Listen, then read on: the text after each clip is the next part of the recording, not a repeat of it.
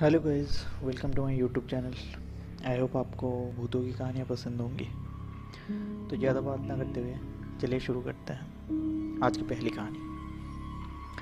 ये कहानी है विनोद की, जो कि चेन्नई में किसी आईआईटी कॉलेज से बीटेक कर रहा है।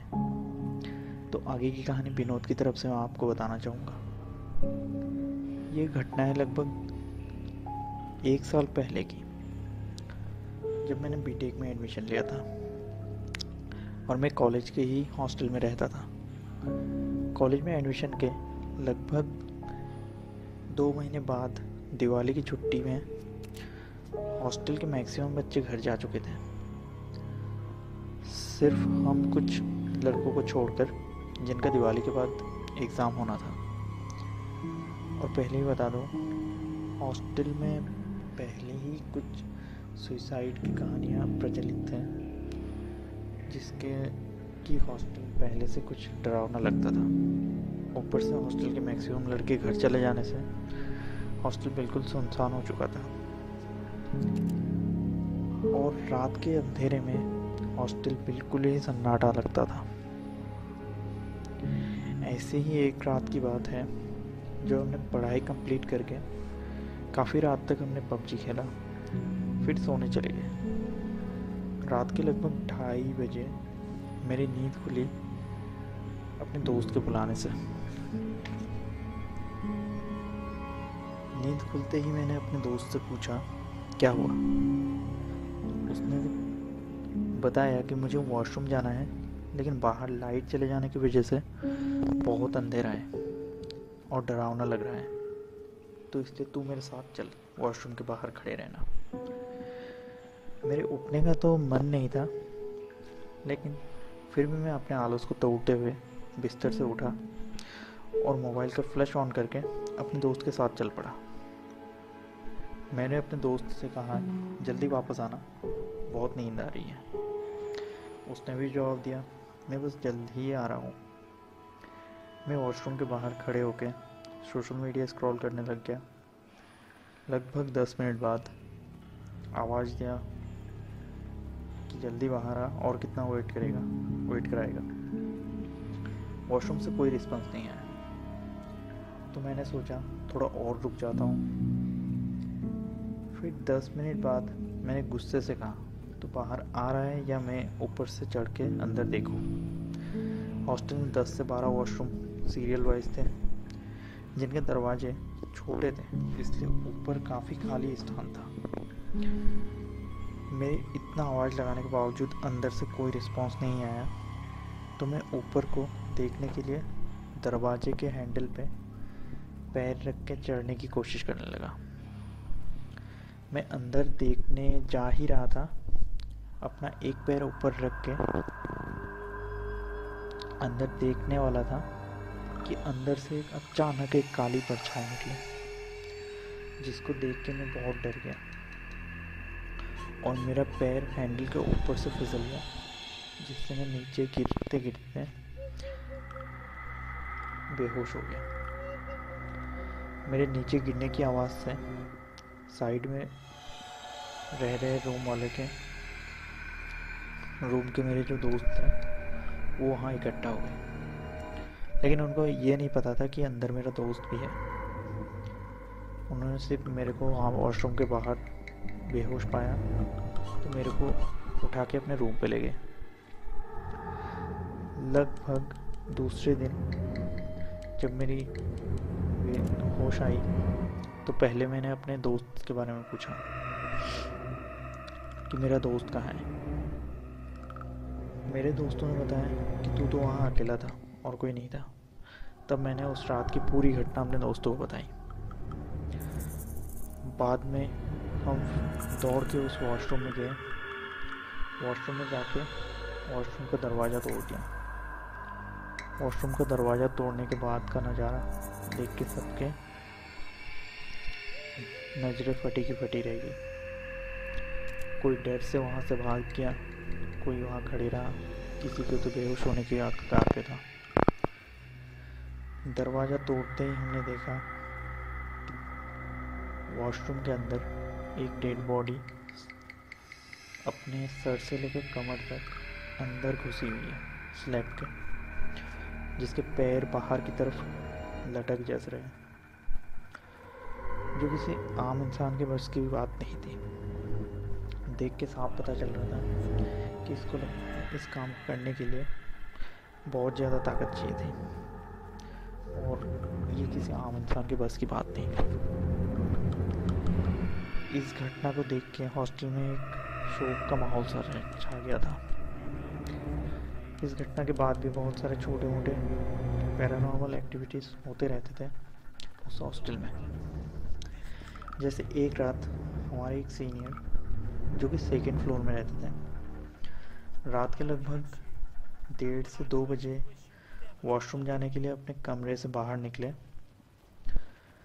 बाहर सबके रूम के दरवाजे बंद थे और एक अजीब सा सन्नाटा था, जैसे हॉस्टल में कोई और रहता ही नहीं है।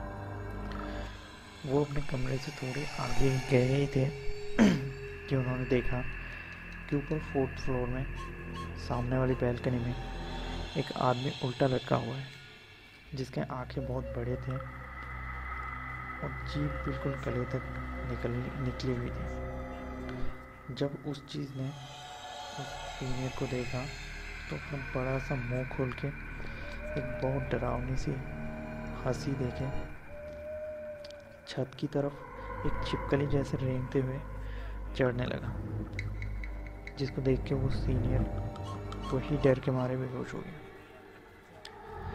जब बाद में हॉस्टल एडमिशन अथॉरिटी को फोर्स किया गया कि हॉस्टल में हो रहे घटनाओं के पीछे का राज क्या है जानने के लिए, तो उन्होंने बताया कि कोविड के लॉकडाउन के दौरान हॉस्टल को एक क्वारंटाइन सेंटर बनाया गया, जहां स्टेट के बाहर से आए हुए लोगों को क्वारंटाइन किया जाता था। उन क्वारंटाइन में रह रहे लोगों में से एक 25-26 साल का युवक ने डिप्रेशन में आके हॉस्टल के 4th फ्लोर में अपना हाथ काट के फिर पंखे से लटक के सुसाइड कर लिया था, जिसके बाद से हॉस्टल में ये पैरानॉर्मल घटनाएं चालू हो गई थी। विनोद के हॉस्टल जैसी हर एक हॉस्टल की अपनी अपनी कहानी होती है। तो आपके लाइफ में भी कोई ऐसी पैरानॉर्मल एक्टिविटी हुई है और आप अगर मेरे को बताना चाहते हैं तो डिस्क्रिप्शन में दिए गए लिंक ईमेल में भेज सकते हैं अपनी कहानी। तो चलिए आगे की कहानी की तरफ। अगली कहानी मेरे ही किसी रिलेटिव से सुनी हुई कहानी है, तो चलिए शुरू करते हैं। एक नॉर्मल दिन था जब शाम को मैं अपने दोस्तों के साथ फुटबॉल खेलने गया था। आसमान में काले बादल छाए हुए थे और बूंदाबांदी बारिश भी हो रही थी, जिस कारण फुटबॉल खेलने का आनंद दुगना हो चुका था। आसमान में बादल छाए हुए होने के कारण अंधेरा जल्दी हो गया और हम अपने अपने घर चले गए। बारिश तब तक काफ़ी ज़ोर से होने लगी थी, जिस कारण पूरे मोहल्ले में कहीं लाइट नहीं थी। कीड़े और मेंढकों की आवाज़ और अचानक चमकती बिजली आसपास के माहौल को और डरावना बना रहे थे। मैं एक चादर ओढ़े अपने दादाजी के पास जाके बैठा। दादाजी हमेशा मेरे को भूतों की कहानियाँ सुनाया करते थे। उस दिन भी उन्होंने अपने साथ घटी एक रोमांचक और डरावनी घटना के बारे में बताया।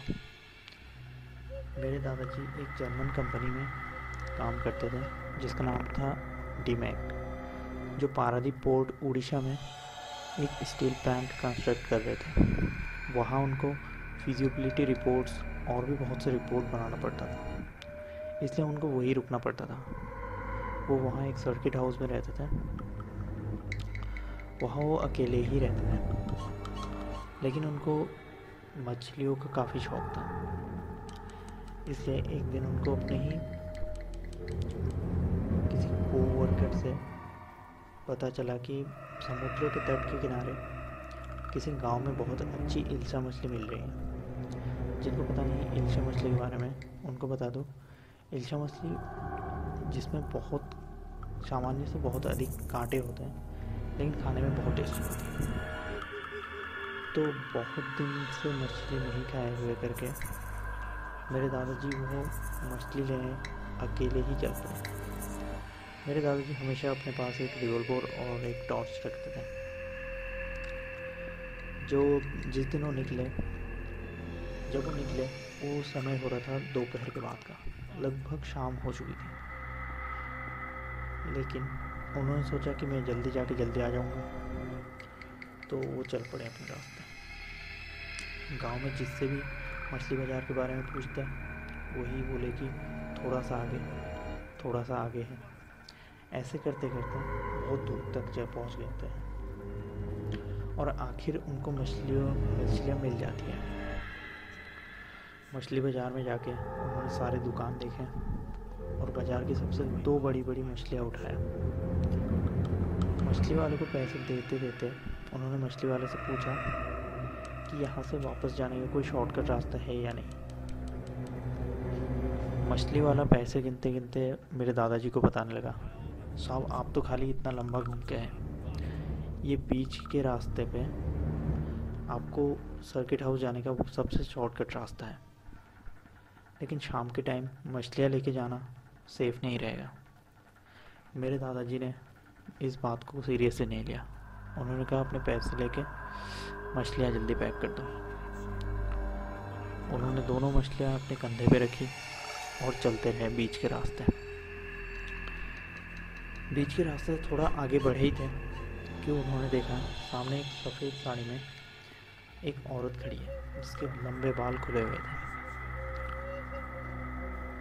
शाम के वक्त औरत देखने में काफ़ी डरावनी लग रही थी, लेकिन सामने खड़ी औरत ने अचानक अपना हाथ फैला दिया और बोलने लगी, मछलियाँ दे। मेरे दादाजी सोचते रह गए कि ये शायद कोई गांव की पागल औरत होगी, तो उसको ज़्यादा भाव न देते हुए आगे बढ़ गए। लेकिन वो औरत वहाँ से उनके पीछे पीछे चलने लग पड़ी और अचानक बीच बीच में अपना हाथ फैला के कह देती, मछलियाँ दे, मेरे को मछलियाँ खाना है। ये पागल औरत पीछे है करके ये सोचकर मेरे दादाजी अपने चलने की स्पीड बढ़ा देते हैं, लेकिन वो औरत और भी लंबे लंबे स्टेप्स लेके सामने जाके अपना हाथ फैला देती है। ऐसा करते करते काफ़ी दूर तक चले गए थे। इस समय मेरे दादाजी को थोड़ा डर गए और उन्हें एक लकड़ी का टुकड़ा उठा के उस औरत को डराने लगे, लेकिन वो औरत डरने का नाम ही ना ले और भी अपना हाथ फैला दे। तो मेरे दादाजी परेशान होकर वो लकड़ी उस औरत की तरफ फेंक दिया, लेकिन लकड़ी जैसे किसी छाये को आर पार करके आगे जाके गिरी। ये देख के मेरे दादाजी और डर गए। अब मेरे दादाजी बहुत डर गए थे और वो अच्छे खासे स्पीड में दौड़ने लगे। ये जो प्रेत था वो भी दौड़ने लगी, लेकिन वो लग रहा था कि हवा में तैरते हुए दादाजी के पीछे पीछे आ रही है। मेरे दादाजी भी ठान रखे थे कि मछलियाँ नहीं देनी है, कुछ भी हो जाए। सर्किट हाउस के पास में ही एक वन देवी का मंदिर था। मेरे दादाजी दौड़ते दौड़ते उस मंदिर के पास पहुंचे। मंदिर के पीछे ही पुरोहित जी रहते थे। मेरे दादाजी की आवाज़ सुनकर पुरोहित जी बाहर आ गए और मंदिर का गेट खोल दिया। जब मेरे दादाजी मंदिर के अंदर गए, वो औरत आगे नहीं आ पाई और मंदिर के बाहर ही रह गई। लेकिन फिर भी मंदिर के अंदर जाने के बावजूद मेरे दादाजी को उस औरत की आवाज़ अभी भी सुनाई दे रही थी, उस औरत के रोने की और चिल्लाने की। वो बहुत डरावना लगता था उतने रात को। तो ये कहानी इतनी ही थी। आई होप आपको पसंद आया होगा और मैं आगे कोशिश करूँगा अपनी स्पीकिंग एबिलिटी को और भी बढ़ाने के लिए। तो अगर आपको कहानी अच्छी लगे तो please subscribe my channel and like my video. Thank you.